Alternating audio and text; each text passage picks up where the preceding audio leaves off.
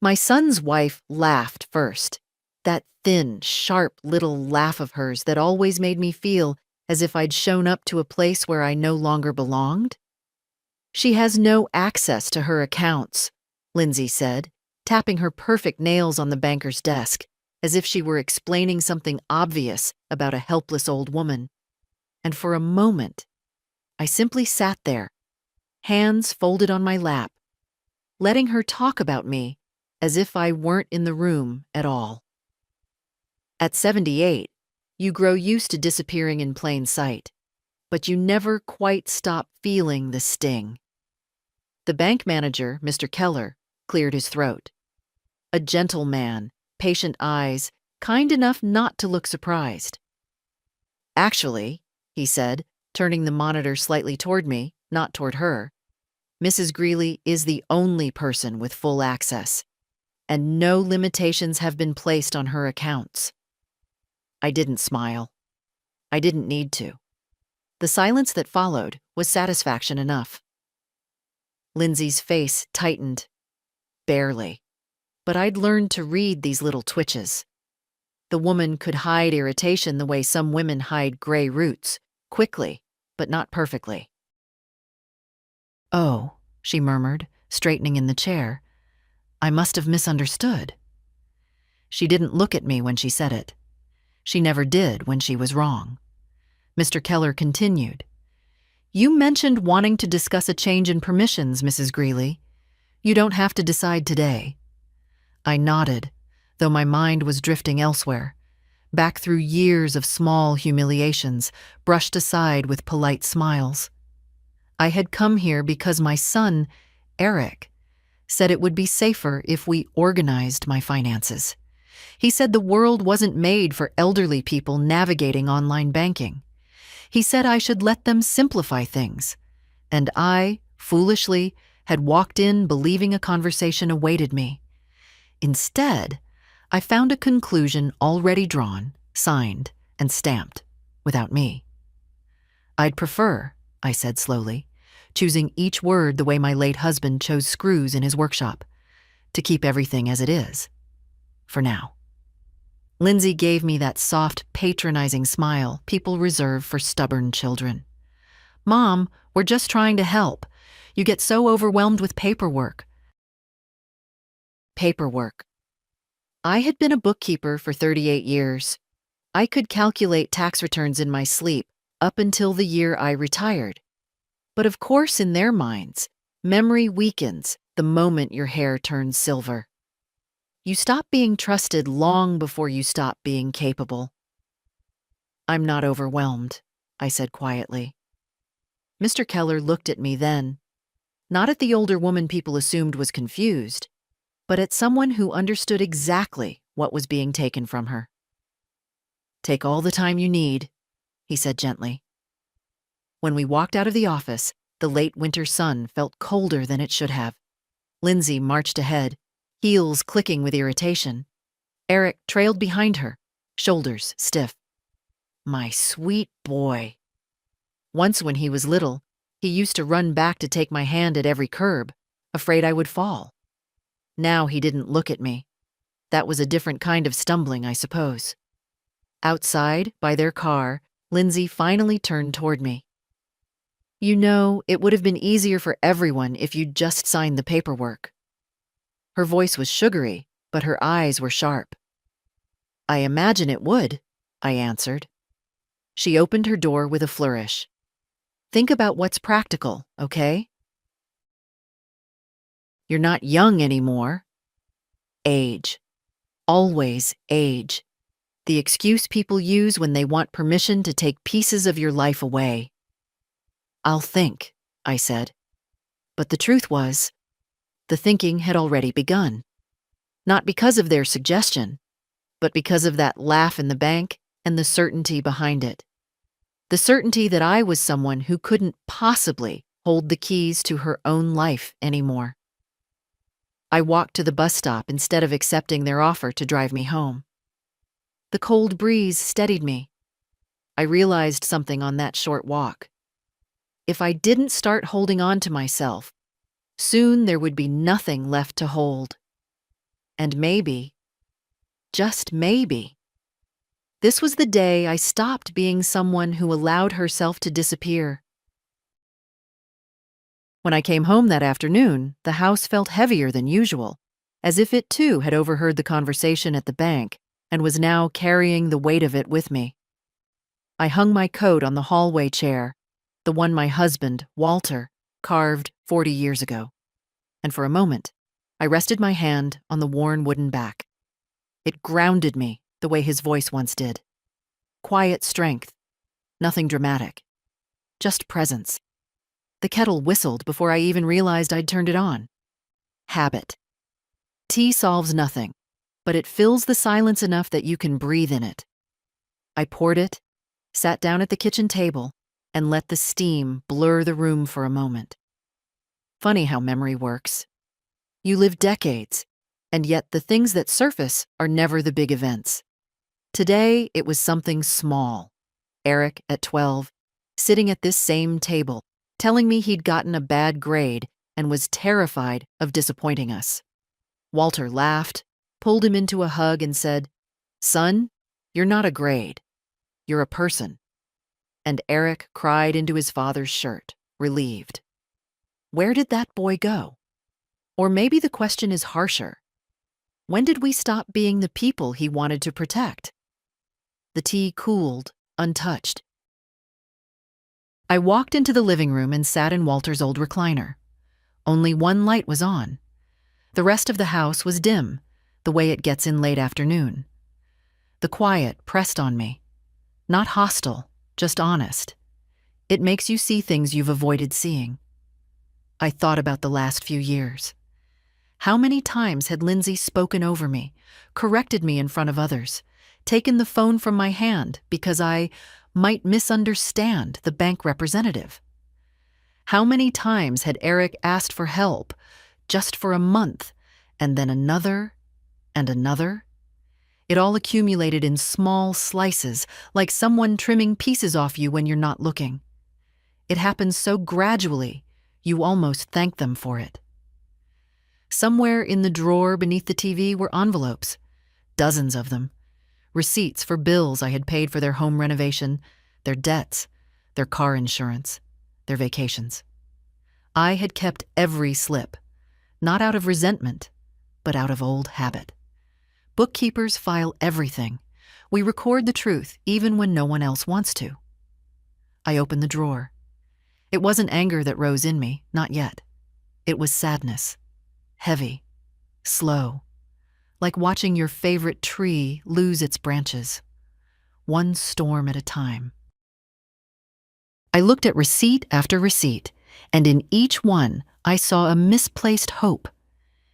If I help them this once, maybe it will bring us closer again. But help that isn't appreciated becomes obligation, and obligation, when demanded, becomes servitude. My hands trembled slightly, and I sat down again. Not from weakness, from the realization that I had lived the last decade believing that love could be earned with generosity. Walter would have shaken his head. He always said, "Martha, affection that must be purchased is never affection you can trust." I didn't listen. Grief makes fools of us all. The phone buzzed. A message from Eric. "Thanks again for coming today. We'll talk later about paperwork. It really is for your own good." For my own good. That phrase, too, trims a little piece off you. I placed the phone face down. The sun dipped behind the neighbor's roof and the house darkened further. I didn't turn the lights on. The shadows helped me see more clearly. I understood, sitting in that dim room, that today had simply opened a crack, a small, sharp one, in the shell I'd built around myself. A shell made of politeness, compliance, and the hope that if I stayed quiet, no one would take more from me. But cracks widen. Cracks let the truth in. And the truth was simple. I had allowed myself to become useful instead of loved, convenient instead of respected, present only in ways that benefited others. I wasn't angry. Not yet. But something in me was waking. An old part of myself. The one that once stood firm through hard years, through Walter's illness, through those long days when I paid bills alone and held the family together without applause. I poured out the cold tea and washed the cup. The night settled softly around the house, and for the first time in a long while, I didn't feel afraid of the silence. It felt almost companionable, and somewhere inside it, a thought formed. Steady, solid, undeniable. If I don't draw the line now, they will erase me completely. That was the truth I carried to bed with me, and the truth that wouldn't let me sleep. The next day, I woke with the kind of heaviness that sits not in the body, but in the mind. A quiet weight. The sort that tells you the world has shifted a little, even if no one else notices. I moved slowly through the morning, washed my face, brushed my thinning hair, buttoned my cardigan. Simple things. Familiar things. They steadied me. Around noon, I received a message from my son. Don't forget dinner tonight at our place. 6 p.m. As if I were a child prone to forgetting. As if he hadn't already sent that same reminder twice this week. I stared at the screen for a long moment. Dinner. Yes. The weekly ritual. The one I never declined even when I should have. A habit of affection from someone who no longer offered much of it in return. I replied with a single word. Coming. But by the time I arrived at their house, a tall, polished townhouse I'd helped pay for, something in the air felt off. The driveway was full of unfamiliar cars. The living room glowed through the windows, warm and loud in a way it never was for our regular dinners. I could see silhouettes moving, hear laughter drifting into the cold evening air. Celebration laughter. Not casual, not weekly. Something more. I rang the doorbell. No one came. I waited. Finally, Lindsay opened the door, wearing a dress far too fancy for a simple family meal. Her eyes flicked over me. My old coat, my flat shoes, my folded hands. "Oh," she said, as if spotting a distant acquaintance she barely recognized. "You're here." "Yes," I answered softly. "Eric reminded me. 6 o'clock. She hesitated, just for a second. But it was enough. Inside, voices rose, clinking glasses, warmth that had nothing to do with me. I stepped aside as a couple squeezed past her, laughing. They didn't even glance my way. "What's all this?" I asked. Before she could answer, Eric appeared behind her. The look on his face, that startled moment of guilt, told me everything before he spoke. "Mom," he said, lowering his voice, "it's just a small thing. A last-minute get-together. Work friends." I nodded once. "And you forgot to mention it to me." He exhaled, annoyed, the way people sigh when they think patience is wasted on someone. "Mom, we didn't think you'd be comfortable. It's going to be loud and chaotic. You prefer quieter evenings." There it was again, the small cut disguised as concern. "I see," I said. "But when you invited me earlier this week, what kind of evening did you think it would be?" He didn't answer. Instead, Lindsay touched his arm lightly, a gesture I'd come to recognize. "Let me handle this." Her fingers were always too tightly curled when she was trying very hard to sound gentle. "We just didn't want you to feel out of place," she said, smiling. Always smiling. Out of place. At my son's home. On an evening, he had asked me to come. Behind them, the room brightened as someone lit candles on a cake. A cake with congratulations written across the top in looping gold. A promotion, perhaps. A milestone. Something they deemed worth celebrating with everyone except the woman who had once worked double shifts to buy Eric school shoes he wouldn't be ashamed of. I stood there, watching the scene unfold behind their shoulders.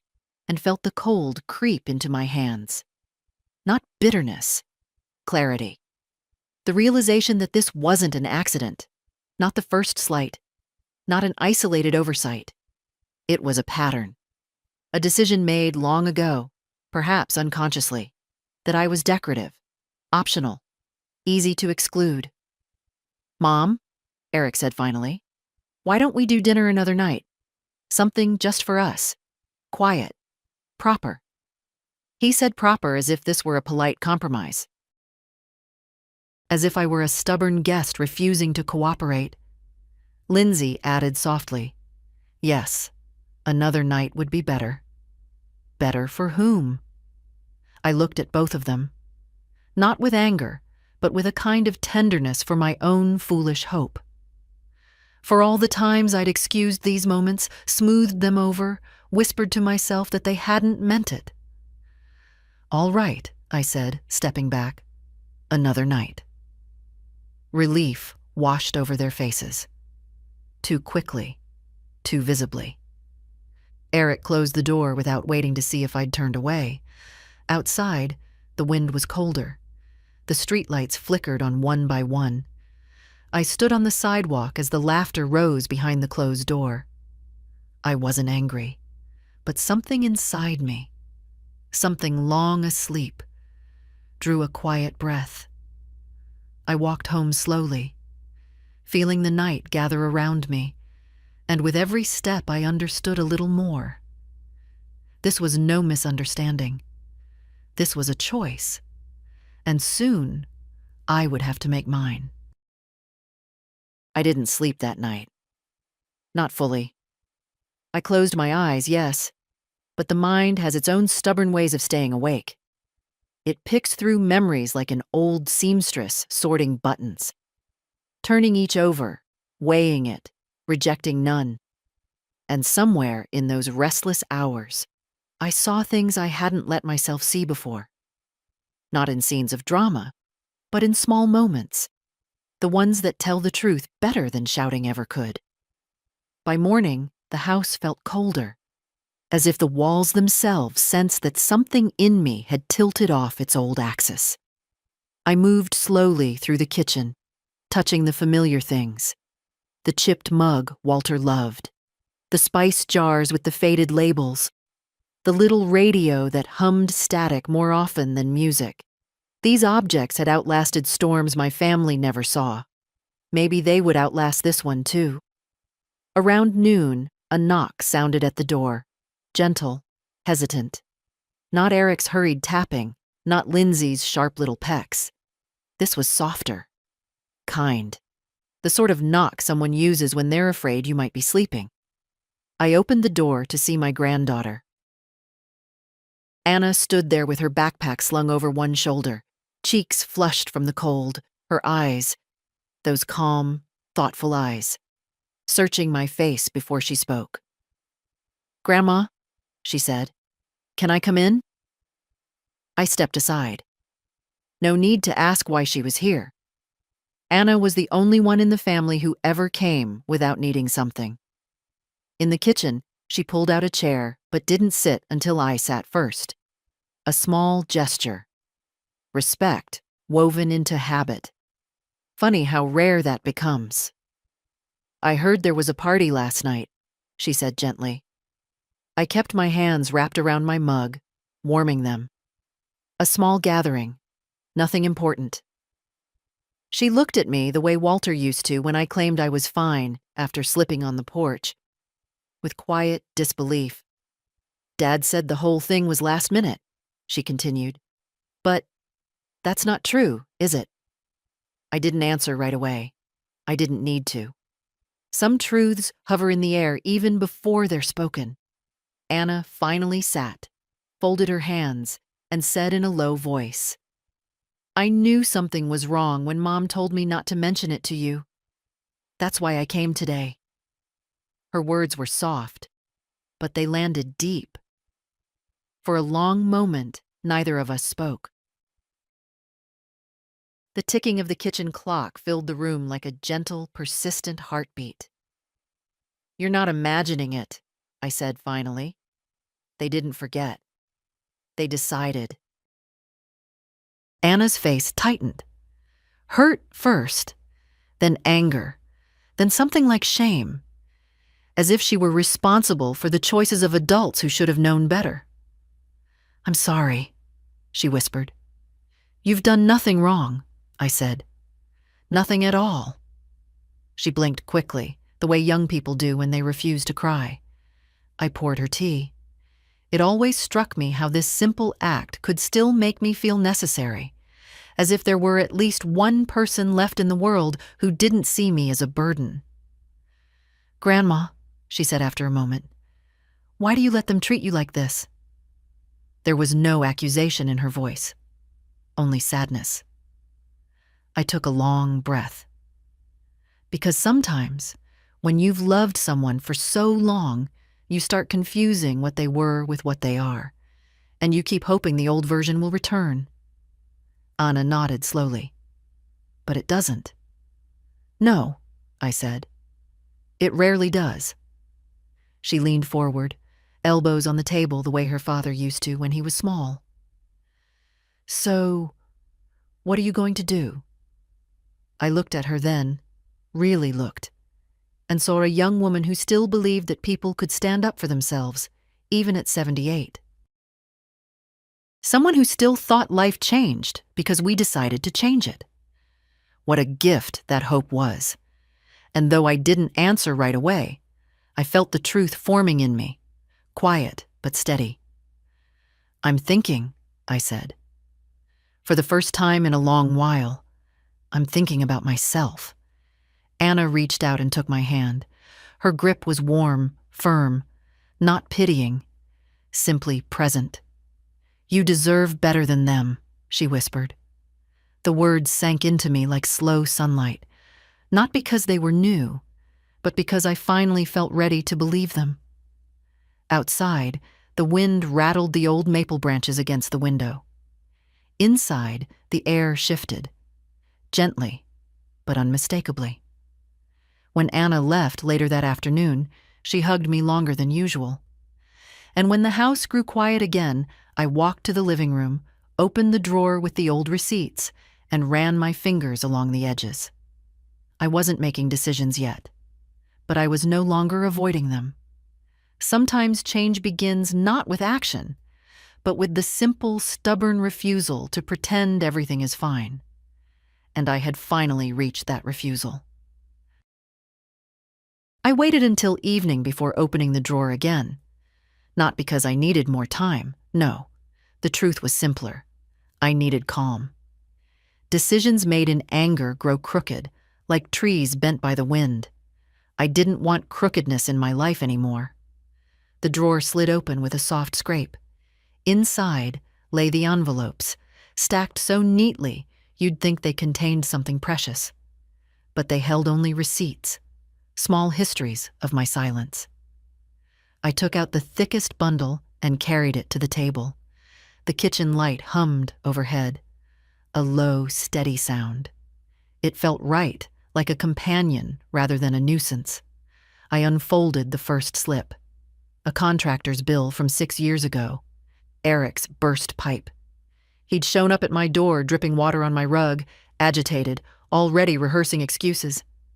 "Mom, just until payday. I'll return every cent." Payday became next month. Next month became never. Another receipt. Lindsay's dental procedure. "Cosmetic, not necessary," she had said cheerfully. "But I can't show up to client meetings looking like this." She'd gestured at a perfectly normal tooth, and I'd written a check before she finished talking. I remember thinking she was just nervous about appearances. Now I wonder if she ever even felt nervous. Page after page, ink faded, dates stretching back through the years like footsteps, leading away from who I used to be. Every line told the same story. I gave, and they forgot. I gave, and they expected. I gave, and they grew hungrier. Some might say I should have set boundaries long ago. But boundaries are easier to draw when you're not afraid of losing the little closeness that still remains. After Walter died, the kids became the only thread tying me to any sense of family. I clung to that thread so tightly it cut into my hands. I set the receipts aside and reached for a notebook, a simple blue one I kept hidden behind the cookbooks. Inside were figures I'd never shown anyone, notes on my savings, investments, bank accounts. I'm not wealthy, but I am not helpless either. Years of working with numbers had taught me one thing: control rests with the one who signs the checks. A quiet strength rose in me then, not dramatic, not triumphant, just firm. A strength I had once known well, before grief and loneliness taught me to shrink myself to fit the comfort of others. I remembered the look on Mr. Keller's face at the bank. Respect, not pity, not impatience. Respect. It had been so long since anyone looked at me that way that I almost didn't recognize the feeling. I turned to a blank page and began listing every recurring payment connected to Eric's household: mortgage supplements, insurance, school fees, even their streaming services. I had allowed myself to become the invisible engine behind their life, and engines, when taken for granted, eventually stall. Halfway down the list, I stopped. My hands rested quietly on the paper. I wasn't shaking. I wasn't upset. I felt awake, as if someone had opened a window in a room that had been closed too long. The truth was simple. They had built their comfort on my silence, and I had given them the blueprint. I closed the notebook gently. No dramatic vows, no sweeping declarations. Those belonged to younger people. What I felt was quieter, more certain. It was time to take my life back. Not out of spite, but out of dignity. And though I hadn't yet told anyone, not even Anna, my next step was already forming in the back of my mind, clear and practical.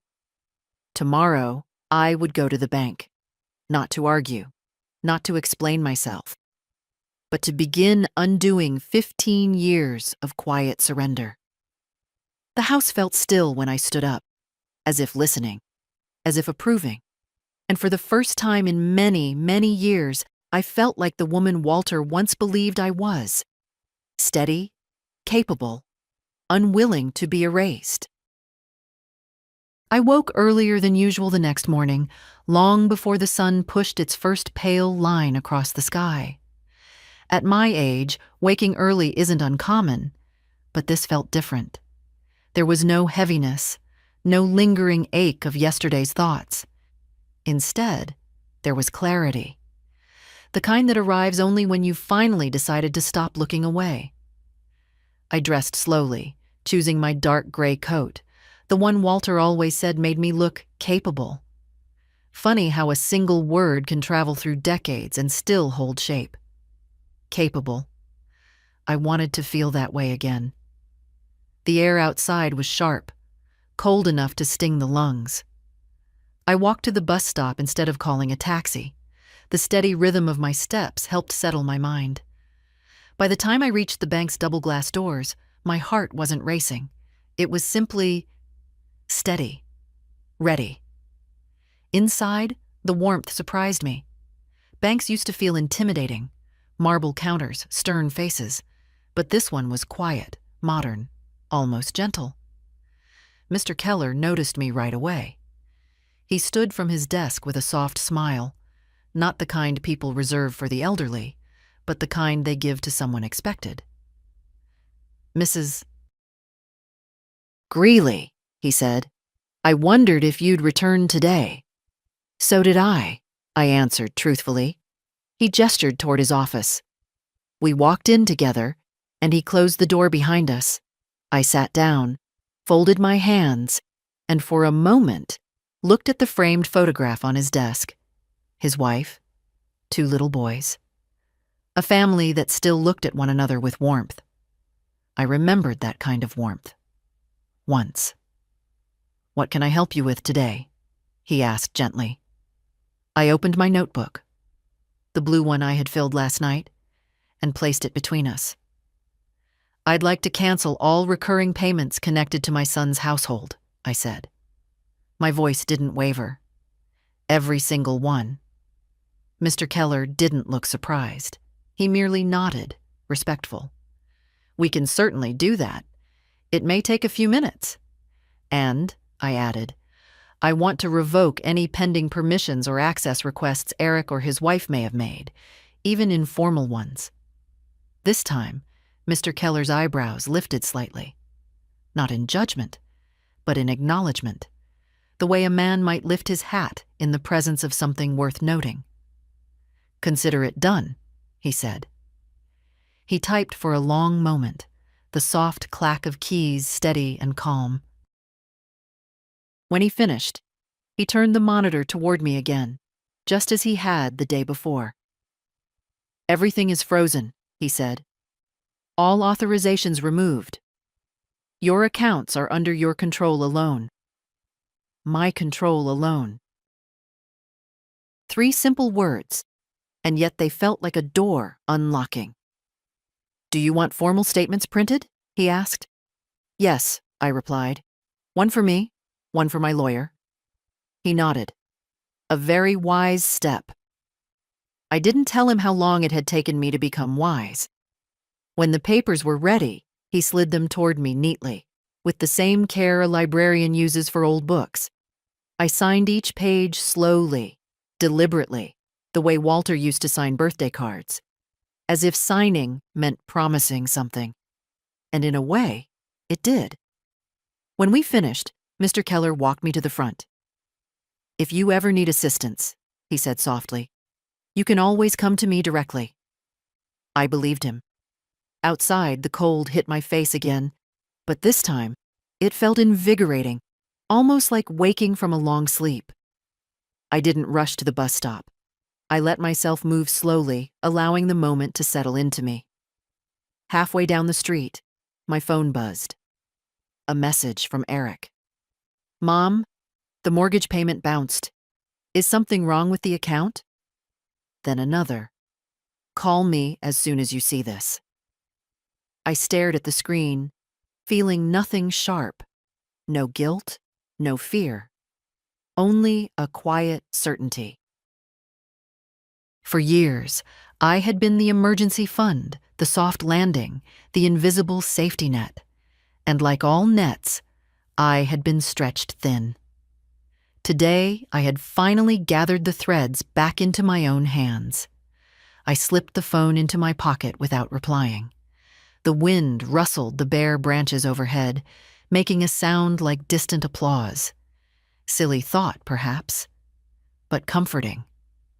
As I approached the bus stop, I felt taller somehow, though my back remained as curved as ever. Dignity does that. It straightens places the body cannot.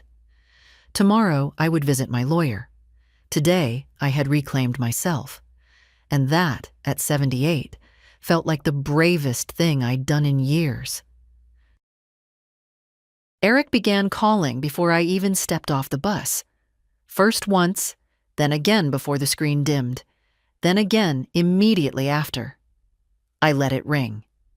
The sound vibrated against my coat pocket like a trapped insect desperate to escape. For years, that sound had meant urgency. Someone needed me.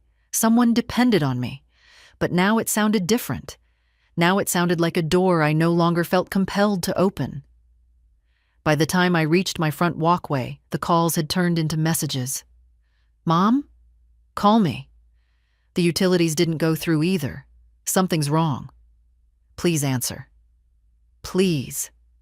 The word he never used unless he felt cornered. I unlocked the door and stepped inside. My house welcomed me with its familiar stillness, the scent of old books, the faint lavender powder I used yesterday, the worn carpet that had held my footsteps for decades. A house that had never demanded anything from me. A house that had never made me feel like a burden. I set the papers from the bank on the kitchen table. The official stamps looked so ordinary, so harmless. But I knew better. Those quiet ink marks represented the first true shift in the balance of my life. I was pouring myself tea when the knocking came. Loud, urgent. Not the gentle knock of someone concerned.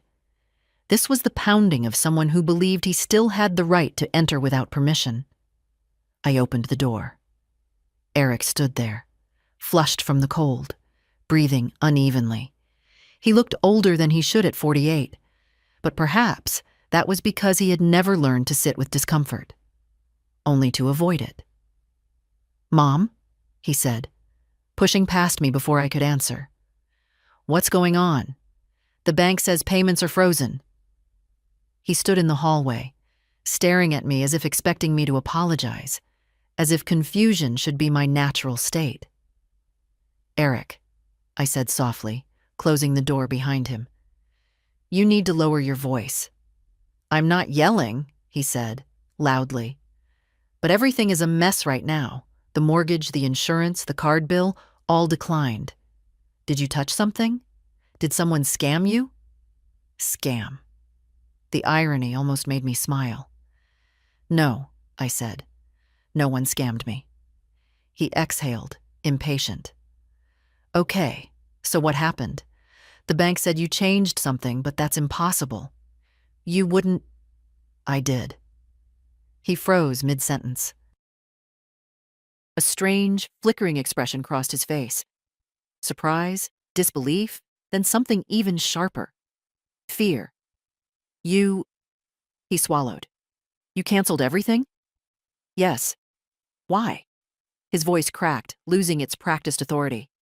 "Mom, why would you do that?" I walked past him into the kitchen, letting him follow like he used to when he was small. Only back then, he followed with trust, not indignation. "I had my reasons," I said. "That's not an answer. It's the only one you'll get right now." He stared at me, eyes narrowing with a kind of wounded confusion only someone who feels entitled can feel. "This affects all of us, Mom. You can't just make decisions like this." "I can," I said quietly, "when they concern my money." He blinked as if I'd spoken a foreign language. For years, my resources had been a shared reservoir, something they dipped into automatically, without gratitude or hesitation. The idea that it belonged to me first was unexpected. "Mom, we have responsibilities," he insisted. "Bills. Commitments. Toby's school fees." "I know," I replied. "And they're your responsibilities, not mine." He ran a hand through his hair, the same gesture he used as a child when he broke something and didn't know how to explain it. "This isn't like you," he said finally. "You're being unreasonable." Unreasonable. A word used for women who stop prioritizing everyone else. I sat down at the table. "Eric," I said softly, "for years I've helped because I wanted to. But help turned into expectation, then into obligation. And somewhere in there, respect disappeared." He stood very still. "What is that supposed to mean?" "It means," I said, meeting his eyes, "that I don't feel seen. Not as a mother, not as a person." He opened his mouth, closed it again, then said the only thing he could think of. "Is this because of last night?" One small lie, one quiet exclusion, one evening without me. But that wasn't the root, only the spark. "This is because of many nights," I answered. Silence settled between us, dense and unavoidable. He looked around the kitchen then, as if seeing it for the first time. The neat stack of papers, the organized receipts, the calm order of a life he assumed was falling apart. "You've really done this," he whispered. "Yes." He let out a long, shaky breath. "Mom, we need that money. Then you'll have to find a way without me." He stared at me, and for the first time in many years, I saw a man, not a son. A man realizing that the foundation he'd relied on was no longer beneath him. "Please," he said finally. Not commanding, not demanding, just asking. "Reconsider." I shook my head. No, Eric, not this time. He left without slamming the door, which surprised me. Maybe he sensed the shift. Maybe he knew the ground had changed for both of us. When the silence returned, it felt different. Not lonely, not hollow, just honest. And I knew this was only the beginning. I thought Eric might return that evening, perhaps with calmer words or a clearer head. But it wasn't Eric who showed up. It was Lindsay. Her knock was sharp, not frantic like his, but purposeful, like someone announcing authority. I opened the door just enough to see her face. She was wearing a coat far too thin for winter, but her expression was what struck me. Composed, polished, and utterly certain she was about to fix a problem she believed I had caused. "May I come in?" she asked, though her tone suggested she already had. I stepped aside out of habit, not invitation. She walked in and immediately looked around, judging the neatness of my home the way one inspects a hotel room for flaws. She set her purse on the table with a deliberate click. "Eric told me what happened," she began, taking a seat before I had the chance to offer one. "And I think there's been a misunderstanding." I sat across from her, folding my hands. "There's no misunderstanding." She gave a soft laugh, the same one she used at the bank, the one that trimmed dignity from anything it touched. "Martha, we all know how confusing finances can become at your age. No one is blaming you. But you've caused real issues by freezing those payments." "My age," I repeated quietly. She waved a manicured hand.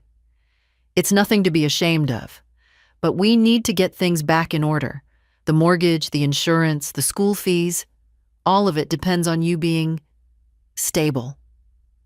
I looked at her, at the confidence in her posture, at the certainty that she understood my life better than I did, that they all did.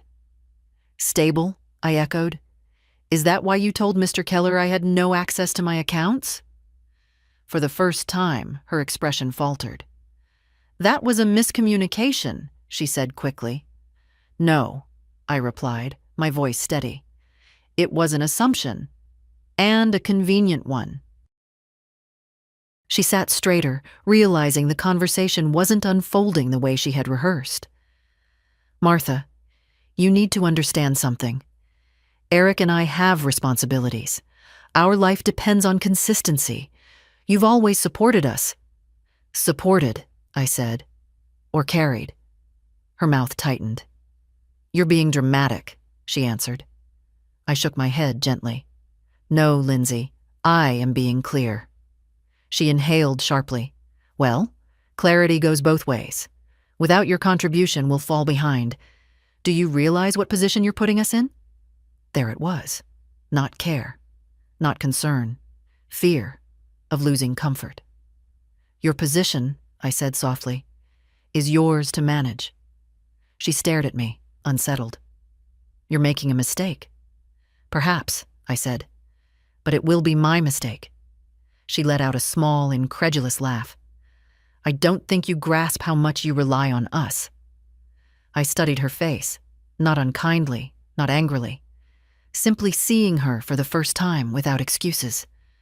"And I don't think," I replied, "you ever grasped how much you relied on me."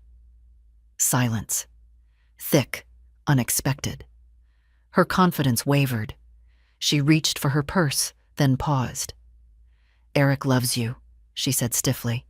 "We both do. We're just trying to help." I stood. Help begins with respect. I haven't felt that in a long time. For a moment, something vulnerable flickered across her expression, irritation mixed with disbelief. But beneath it, the faintest hint of fear. Because she understood, perhaps for the first time, that the balance had shifted, that the woman she underestimated could no longer be steered or softened. She rose without another word and walked toward the door. Before stepping out, she said quietly, "You'll call when you're ready to be reasonable. We can sort it out then." I met her gaze. I am reasonable. That's why I made the changes. The wind outside caught her hair as she stepped onto the porch. She hesitated, as if waiting for me to call her back. I didn't. When the door closed, the silence that returned felt different. Not empty, not lonely. Just mine. Eric came the next afternoon, just as I knew he would. Not with Lindsay this time. No, he arrived alone, shoulders stiff, jaw tight. The way men look when they're preparing to say something they don't want to say but feel they must. He didn't knock loudly. 3 soft taps, almost hesitant, as if he wasn't sure what version of his mother would answer. I opened the door and stepped aside without a word. He entered quietly, removing his gloves with slow, distracted movements. I could tell he'd practiced what to say. Eric had never been good with unstructured conversations. His thoughts needed borders, scripts, explanations. "Mom," he began, standing in the middle of the living room like a visitor. "I think we should talk." I nodded. "Then sit." He sat on the edge of the sofa, elbows on his knees, hands clasped loosely. Not defensive, uncertain. A boy again, not a man. I sat across from him in Walter's recliner, feeling its familiar gev beneath me. "I'm worried about you," he said. Too quickly, too rehearsed. "Yesterday, everything happened so fast. You've always helped us, and then suddenly you changed everything." He looked up at me, waiting for me to explain away his discomfort. "I changed what needed to be changed," I said. He exhaled through his nose, frustration simmering quietly. "Mom, you don't understand how much this affects us. The house, Toby's school. We built our plans with you in mind." "Yes," I answered. "That's the problem." He blinked, caught off guard. "What do you mean?" "You built your life on the assumption that I would always say yes, without asking if I should." He stared at me, not angrily, but blankly, as if the idea simply didn't fit into any category he had for me. "Mom, we're family," he said finally. "Families help each other." "Help," I repeated. "Not depend on, not drain, not replace respect with expectation." He opened his mouth, then closed it again. Silence settled between us, heavy, but necessary. "I never meant to take advantage of you," he said quietly. "I know you didn't mean to," I replied, "but intentions don't erase patterns." He swallowed hard. "Is this because of the dinner? Because we didn't invite you?" "Mom, it wasn't deliberate. Things got busy and—" "Eric," I said softly. "I saw the celebration through the window." His face drained of color. "You lied," I continued. "Not to protect me, to exclude me." He looked down at his hands, thumbs rubbing together anxiously. "It wasn't like that." "It was exactly like that." He didn't argue, not because he agreed, but because he finally understood he couldn't reshape the truth anymore. After a long moment, he said, "I don't want things to fall apart between us." "They won't," I said, "unless you expect me to go back to the way things were." He looked up, something raw flickering in his eyes. "So that's it? You're done helping us?" I didn't raise my voice, didn't let emotion twist the words. "I'm done sacrificing myself to stay included." He leaned back, as if the chair had suddenly softened beneath him, the weight of reality finally settling on his shoulders. "I never realized you felt this way," he whispered. "I know," I said. "That's why I finally said it out loud." He rubbed his face with both hands, weary. "What do you want from me?" The question was honest, perhaps the first honest thing he'd said in years. I replied quietly, for you to remember I'm a person, not a resource." He looked at me then, really looked, and for a moment, I saw the boy who used to run to me with skinned knees, asking if I was proud of him. "I'm sorry," he said, voice unsteady. "I should have been better." I nodded. "You still can be." He stood slowly, as if unsure whether he was allowed to leave or expected to stay. "Mom? What happens now?" I rose and walked him to the door. "Now," I said gently, "you learn to stand without leaning on me, and I learned to stop offering myself as something to lean on." He hesitated on the porch, hands in his pockets, looking smaller than he had in years. "Will you let me visit?" he asked. "When you come as my son," I replied, "not as someone managing me." He nodded, a small, humbled motion, and walked down the steps. When the door closed behind him, the house settled into silence again. But this time, the silence didn't feel like absence. It felt like space. I didn't go to the lawyer's office out of anger. That emotion had settled days ago, like dust after furniture is moved. What remained was something steadier, the understanding that if I didn't put my affairs in order now, someone else would try to do it for me later. And I had lived too long, endured too much, to let the end of my story be written by people who saw me only when they needed something. The law firm was in a renovated Victorian house on Willow Street, its wide porch sagging slightly the way old porches do.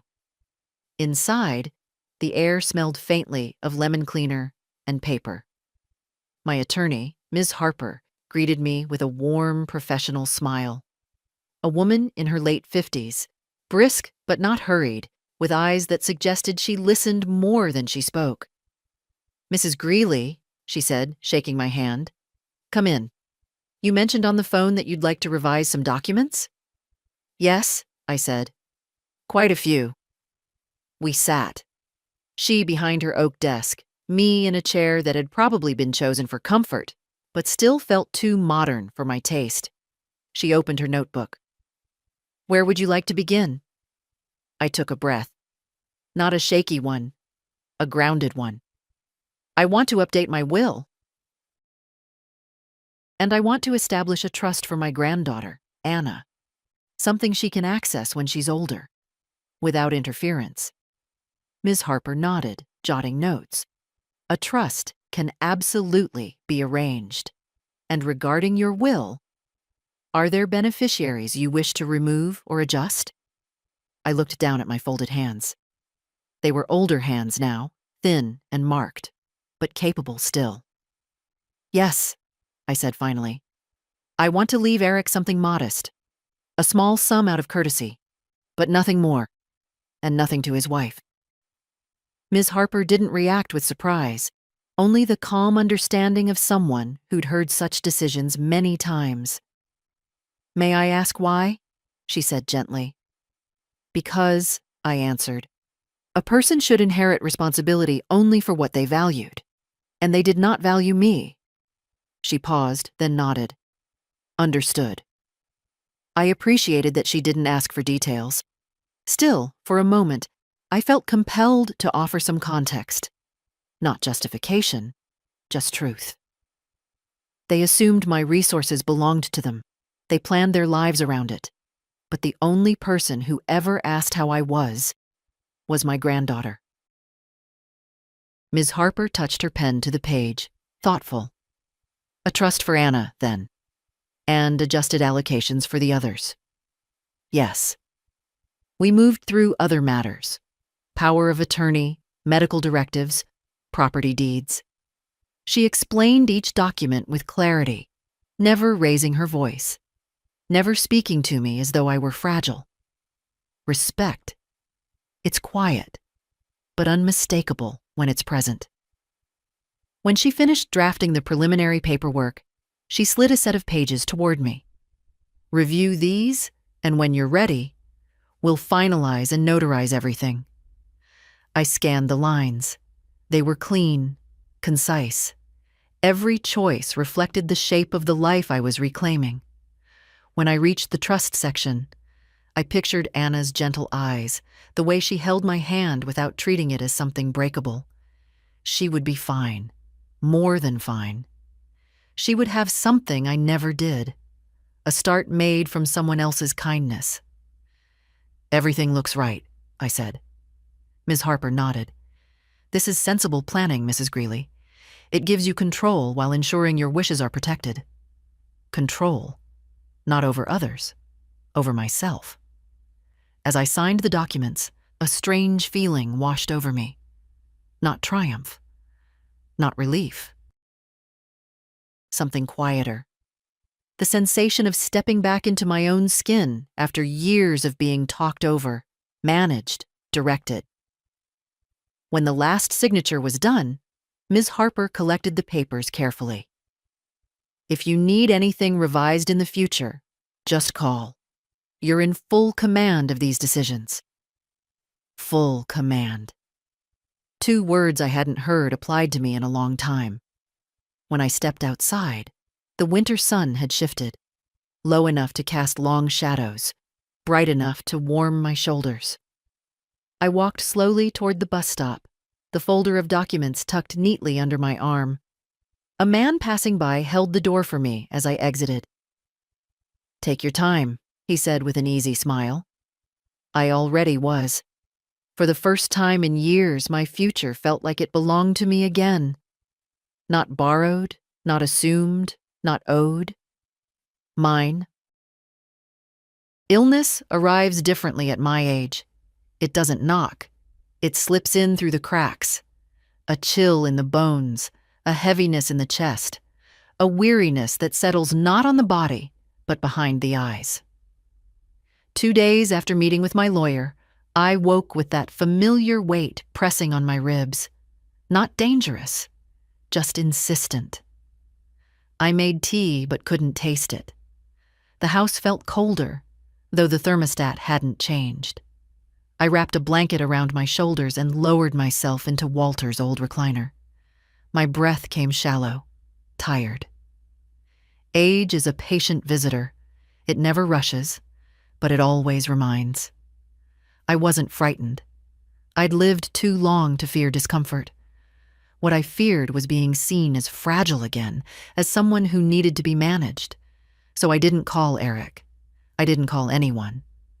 But Anna called me. "Grandma?" she said the moment I answered. "You sound off. Are you all right?" She hears everything. The tremor in a single word, a strain hidden beneath politeness. She must have inherited that from Walter. He could read silence better than most men read newspapers. "I'm just tired," I said. "It's nothing." "Tired how?" She pressed gently. I could have lied. But the truth felt safer with her. The kind that doesn't go away with sleep. She was at my house within 20 minutes. Anna rushed in with flushed cheeks and a grocery bag dangling from her wrist. "Sit," she said softly, already dropping her coat over a chair. She unpacked soup, crackers, ginger tea, 2 lemons, and a small jar of honey. Simple things, thoughtful things. "Grandma," she said, kneeling beside me, "you should have called." "And said what?" I answered. "That old age is doing what old age does." She frowned, placing a cool hand on my forehead. "You're warm, and you're pale. I'm 78. That's almost a job description." She didn't laugh. She didn't scold. She simply moved around the kitchen with soft efficiency, heating the soup, fixing the tea, pulling a blanket from the linen closet. She didn't treat me like someone fading. She treated me like someone valuable. "Anna," I said when she brought the tray over, "you don't need to fuss." She looked up, eyes steady. "I'm not fussing. I'm taking care of you. That's different." I felt something loosen in my chest. Not the illness, but the old knot of loneliness I'd tied myself into after Walter died. All those years believing I was alone simply because no one showed up. Yet here she was. showing up. She stayed for hours, studying at the table while I drifted in and out of sleep. Every so often, I'd open my eyes to find her watching me with that thoughtful expression of hers. Protective, but not possessive. "Did my dad call you today?" she asked quietly during one of those moments. "No." "Will he?" "Eventually, when the consequences get too loud to ignore." She nodded, not surprised. "Grandma, do you ever regret helping him all those years?" I considered that. Regret is a sharp word, too sharp for what I felt. "No," I said finally. "But I regret assuming help would return affection. That was my mistake." Anna reached for my hand under the blanket, giving it a warm, gentle squeeze. "I'm glad you're doing what's best for you now." I closed my eyes again, not from exhaustion alone, but from gratitude. Gratitude that someone in this family had learned how to listen. Later, as evenings settled into the walls, Anna made sure I had water, turned off the kitchen light, and laid a hand on my shoulder. "I'll come back tomorrow," she said. "Call me if you get worse. Promise." "I promise," I whispered. After she left, the house grew quiet again, but not empty. Her kindness lingered, filling the space like soft light. And as I drifted toward sleep, one truth settled deeper than the ache in my bones. I wasn't doing all of this just to protect myself. I was doing it because someone in my life still deserved the best of me, and she would have it. I felt better the next morning, not fully restored, but steadier. My breath no longer dragged, and the ache behind my ribs had softened into something manageable. I moved through the house slowly, making tea, opening curtains, letting light settle into corners that had been dim for too long. But just as sunlight crept across the living room rug, a different kind of shadow appeared. Not in the room, but in my phone. A message from Lindsay. "We need to talk. Immediately." No greeting, no question of how I was feeling. Just urgency packaged as authority. A few minutes later, the second message arrived. "I spoke to someone at the bank. They wouldn't give me details. But I know you changed something. This is serious." Serious, a word people use when they feel their grip slipping. I set the phone down and continued with my tea. Illness teaches you patience, but it also sharpens your sense of what deserves your energy. That morning, their panic did not qualify. It wasn't until nearly 11 that the inevitable happened. A car door slammed outside, followed by footsteps on my walkway. Sharp, clipped steps. Steps that belonged to someone who believed she was marching toward a problem she intended to correct. I opened the door before she had the chance to knock. Lindsay stood there, wrapped in a scarf too bright for her mood. Her expression was tight, brittle at the edges. "You didn't answer my messages," she said. "I wasn't obliged to," I replied. She brushed past me, the way people enter spaces they assume will yield to them. But when she stepped into the living room, something shifted. Maybe it was the stillness of the house. Maybe the open folders on the table.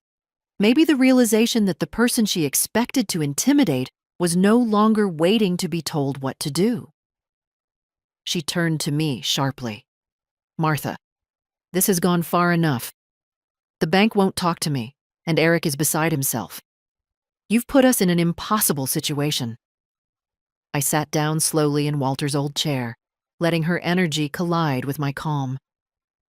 "I haven't put you anywhere," I said softly. "You put yourselves there." Her jaw tightened. "We have a partnership in this family. Financial decisions affect all of us." "A partnership requires consent," I answered, "not assumption." She crossed her arms. "You are being manipulated. Someone convinced you to change things." "Yes," I said. "I convinced myself." She blinked, thrown off balance for a moment, then recovered. I don't think you realize the consequences. Without your contributions, we're stretched thin. Very thin. That sounds difficult, I said. That sounds, she snapped, avoidable. I studied her carefully. Not unkindly, but realistically. She wasn't malicious. She was entitled. Entitlement grows quietly, the way ivy wraps around brick until the wall beneath can't breathe. Lindsay, I said, you and Eric built a life beyond your means, assuming I would always shoulder the overflow. I won't do that anymore. She stared at me, as if expecting the sentence to reverse itself. This is irresponsible, she said finally. You're not thinking clearly. I'm thinking clearly for the first time in years. Something cold flickered behind her eyes. If you're not willing to reverse those changes, we'll have to explore other options. Such as? I asked, though I already knew. People like Lindsay always had one threat tucked away, polished, and ready. Legal oversight, she said. Financial guardianship. If you're making decisions that harm the family or yourself. I held up a hand. Stop. She froze, mid-sentence. Do you know what the bank told me yesterday? I asked quietly. That I am the only person with access, that I hold full authority, and that there were attempts, multiple attempts, to request permissions on my accounts without proper justification. Her cheeks flushed. I was helping. No, I said. You were preparing. Silence pooled between us. She looked at me, then not with irritation, but something far more revealing. Fear. Not of me, but of the shifting ground beneath her. Of a future where I was not an endless resource. I'm not your adversary, she said at last, her voice softer. I just want stability. We all do, I replied. But stability built on someone else's erasure is not stability. It's dependence disguised as normal. Her shoulders drooped, just slightly, the first crack in her certainty. Please, she said finally, reconsider. I shook my head. No, Lindsay. I won't reconsider being treated as if my life belongs to someone else. She stood very still. Then, without another word, she picked up her purse and walked toward the door. At the threshold, she paused, as if waiting for the old version of me to call her back. I didn't. The door closed softly. Not a slam, not an exit made in triumph or anger. Just an ending. And when the silence returned, it felt like breath returning to a long, compressed lung. I was not fragile. I was not confused. I was not theirs to manage. I was simply, finally, myself.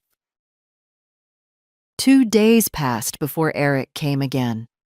Not with the frantic urgency of before, nor with Lindsay's polished certainty. He came slowly, walking up the path with his hands in his pockets, shoulders rounded, as if the winter air weighed differently on him now.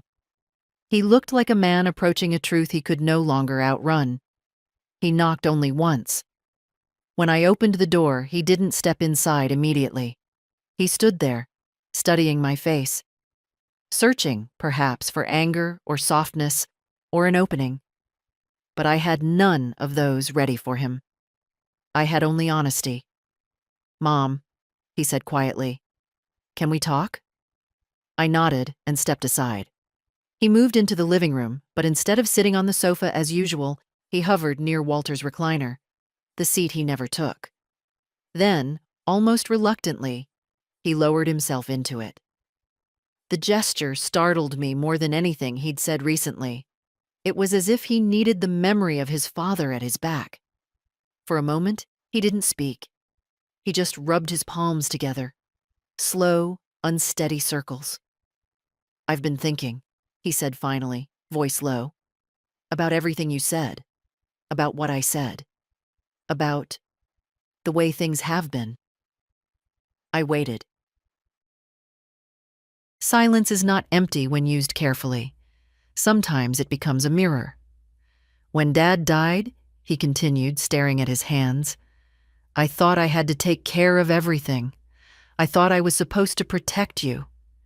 But somewhere along the way, I guess I started believing the only way to help was to control. He exhaled shakily. And then, when you kept helping us, when money solved the problems I didn't know how to handle, I let that become the norm. I told myself it was temporary. Then I stopped questioning it. Still, I didn't speak. He looked up at me then, really looked, and I saw something unfamiliar in his eyes. Not the entitlement, not the impatience. Something deeper. Something closer to the boy he once was, the one who ran barefoot through the yard and clung to my apron when thunder shook the windows. I didn't realize how far it had gone, he whispered. How much I relied on you, how much we all did, and how little I gave back. His voice cracked. That night, the dinner, I should have invited you. I should have told Lindsay I wasn't going without you. I should have, I don't know, been better. You could have, I said quietly, but you didn't. He nodded, swallowing hard. I know. The words were not a defense. They were an admission. Then came the sentence he had been circling around. I miss how we used to be. I felt it. A soft ache, not sharp enough to wound, but strong enough to remind. We can't go back, I told him gently. But going forward is still possible. He wiped at his eyes, embarrassed. I don't know how to fix what I broke. You start, I said, by standing on your own feet, and by seeing me as someone who still stands on hers. He nodded again, slower this time, the kind of nod a man makes when he finally stops running from himself. Mom, he said, voice thick, do you still love me? I sat back, letting the truth settle in my chest before offering it. Of course I do, I said. But love without respect feels like shadow. I need the substance back. He closed his eyes. A single tear slid down his cheek. Not dramatic, not childish. Just a quiet recognition of what he'd nearly lost. I want to do better, he whispered. For you, for myself. I believe you can, I replied. But it will take time, and consistency, and honesty. He nodded, absorbing each word. For the first time in years, the silence between us didn't feel strained. It felt possible. Before leaving, he hesitated at the door. Can I come back? He asked softly. Not for anything, just to visit. When you come as my son, I said, you're always welcome. He nodded again, grateful, humbled, and walked down the steps slowly, as though he didn't want to break the moment. When the door closed, I felt something in the air shift. Not forgiveness yet, not resolution, but something softer, something beginning, a door reopening, not to the past, but to a future shaped by truth instead of silence. The days that followed were quieter than I expected, not empty. That was the old kind of quiet, the kind that settles when you're waiting for someone who never comes. This new quiet was different. It had shape. It had breath. It felt like a room finally returned to its proper owner. I moved through my routines at a gentler pace. I went for short walks, even when the air was sharp against my cheeks. I brewed tea in the evenings and allowed myself to sit without purpose. No one to prepare for, no expectation tugging at the hem of my thoughts. It's a strange thing, discovering how much space another person's needs can occupy in your life. And stranger still to find that once that space empties, you don't collapse into it, you expand. One afternoon, I found myself in the attic, sorting through boxes I'd been avoiding for years. Not emotional boxes. Those belonged to another time. But the practical ones. Old curtains, winter coats, A few tools Walter kept even after he stopped fixing things. Dust floated in the angled sunlight, like softened memories. I picked up a faded quilt my mother had sewn decades ago. The stitches were uneven, the colors mismatched, but holding it felt like opening a window into a life I'd once lived. Simpler, poorer, but somehow more honest. I realized, standing there, that my life had been paused for so long, suspended between grief and obligation. And now, slowly, it was unfreezing. Later that week, I joined a community book circle at the library. Nothing elaborate. 6 women around my age, reading short novels and talking about them the way women talk when they no longer feel the need to impress anyone. Their voices were soft, warm, carrying the weight of years lived fully, painfully, bravely. When I spoke, they listened, not out of pity, out of interest. It surprised me how much that mattered. I started going on small outings. The farmer's market, a local art fair, even a pottery workshop where my hands molded clay with the awkwardness of someone learning to exist again. I wasn't good at it, but skill wasn't the point. Feeling myself in the world again was enough. One evening, as I left the library, a snow flurry dusted the street. I stood beneath a street lamp and watched each flake drift down slowly, as if the world had decided to move at my pace instead of rushing past me. A little boy tugged his mother's hand nearby, laughing as the snow settled on his hat. Life, so ordinary, yet so full. On my walk home, I passed the bakery Walter and I used to visit on Saturday mornings. I hadn't stepped inside since he died. But the scent, warm bread and cinnamon, wrapped around me in a way that softened the old ache. I bought 2 pastries and ate one on the walk, savoring the simple pleasure of doing something small for myself. It struck me then. I wasn't becoming someone new. I was returning to someone I had been long before life demanded too much of me. That night, I rearranged a corner of the living room, moved a chair closer to the window, placed a stack of books on the table, set a vase with fresh chrysanthemums beside Walter's old photo. A quiet space, a claiming of ground. The phone rang once. Eric checking in, not asking for anything, not circling around a favor. Just a short call, an honest one. "Hi, Mom. How are you feeling today?" "Better," I told him. "Lighter." He hesitated. "I'm glad." And I believed him. After the call, I sat in my new corner and let myself feel the truth of these small changes. Nothing dramatic, nothing cinematic, but real. Life wasn't suddenly bright or easy, but it was mine again, inch by inch. And that, at 78, was a quiet triumph I didn't need to announce to anyone.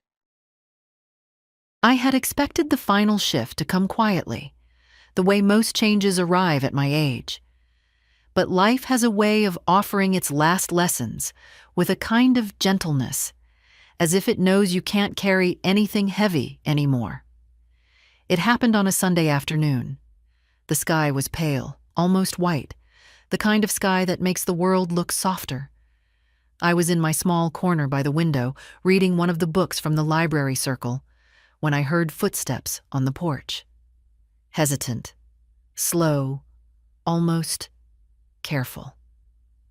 When I opened the door, Eric and Anna stood there together. He wasn't holding his shoulders like armor this time. He looked almost shy, like he wasn't sure I'd want to see him. Anna stood close, but not protective. Simply present, her hand resting lightly on his arm. "Hi, Mom," he said. "Hello, Eric. Can we come in?" "Of course." They stepped inside, and the 3 of us sat at the table. My kitchen had hosted heavier moments, but this one carried a different weight. Not sorrow, not confrontation. Just truth wanting a place to sit. Eric cleared his throat, then tried again. I've been thinking a lot these last few weeks. Really thinking. Not the way I used to, rushing to fix whatever felt uncomfortable, but sitting with things. His fingers traced the grain of the table, the way Walter used to when he searched for words. I didn't realize how much I'd leaned on you, or how little I gave back. I didn't interrupt. I didn't soften the silence. I simply waited. "I'm sorry," he said. Not rushed, not defensive, but with a steady sincerity that didn't need decoration. Not just for the dinner, for all the years I didn't see you, for assuming you'd always make room for my needs, even when there was no room left for yours. His voice thinned with emotion. "You deserved better from me." Anna placed her hand over his, grounding him the way Walter used to ground me with a single steady look. "I know you're not asking for anything," Eric continued, "but I want—" He stopped, searching for words. "I want to build a different relationship with you, one that isn't built on taking." I let the quiet stretch. Then I reached across the table and touched his hand lightly. "I believe you," I said, "and believing you is enough for today." He nodded, relief softening his features. We talked a little more, about nothing urgent, about his work, about Anna's studies, about the book I was reading. The kind of conversation families have when they trust each other enough not to need anything from one another, except presence. Before leaving, they hugged me. Not out of guilt, not out of fear, but out of love rediscovered. Different love. Grown-up love. Love that doesn't demand or assume, but simply stands. When the door closed behind them, the house felt warm again. Not because anything dramatic had changed, but because something essential had finally settled into its rightful place. Dignity. Mine. And his. I walked back to my little reading corner and sat down, letting the winter light spill across my lap. I felt a kind of peace I hadn't known in years. Not the peace that comes from being needed, but the peace that comes from being whole. My life wasn't perfect. It never had been. But it was mine now, every inch of it, every choice, every boundary, every quiet morning and gentle evening. And I thought to myself, not with triumph, but with calm satisfaction. I didn't win anything. I simply stopped losing myself. As the sun dipped lower, I closed my book and looked out the window, watching the faint shimmer of frost settle along the fence line. A woman can rebuild her dignity at any age.